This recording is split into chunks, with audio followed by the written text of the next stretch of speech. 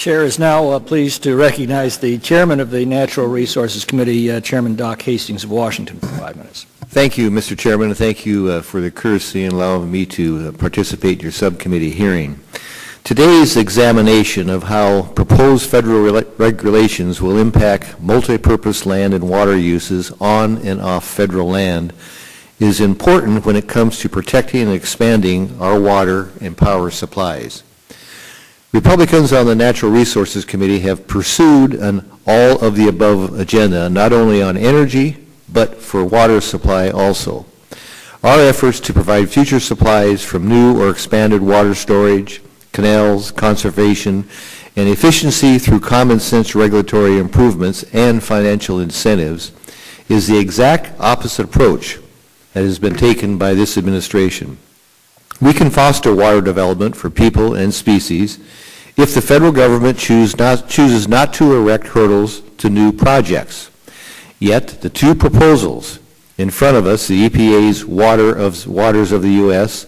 and the Forest Service's new Groundwater Directive, do nothing more than make it more difficult to rehabilitate or build new projects that benefit agriculture, municipalities, species, and habitat. A witness before us today, Mr. Larry Martin, who lives and works in the Yakima Valley in my Central Washington district, and representing the National Water Resources Association, will testify today about the benefits of the Yakima River Integrated Water Resource Management Plan. This diverse, stakeholder-based approach could provide new and expanded water storage to help both people and fish in that part of Washington. Yet, you will hear today from the Forest Service top-down groundwater directive that could, and I quote, delay or derail the implementation of this vital, innovative, and broadly supported plan, end quote, because the reservoir improvements are on Forest Service lands.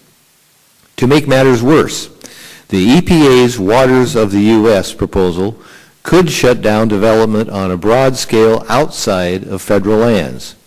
We are told that the proposal does not impact irrigation districts, canals, ditches, yet this Washington, D.C.-based regulation has so many ill-defined terms in its regulation that it will make it much easier for litigious groups to sue and therefore stop such projects, even projects such as conservation and efficiency projects.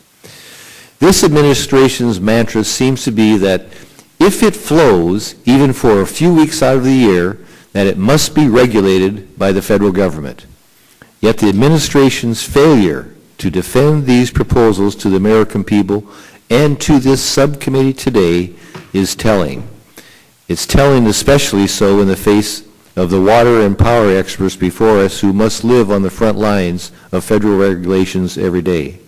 So I commend the witnesses for traveling here today to enlighten this committee, and by extension the House of Representatives, on how such ill-conceived regulations would add cost to consumers and may actually harm the environment. And I commend the subcommittee chairman for holding this hearing. I yield back my time.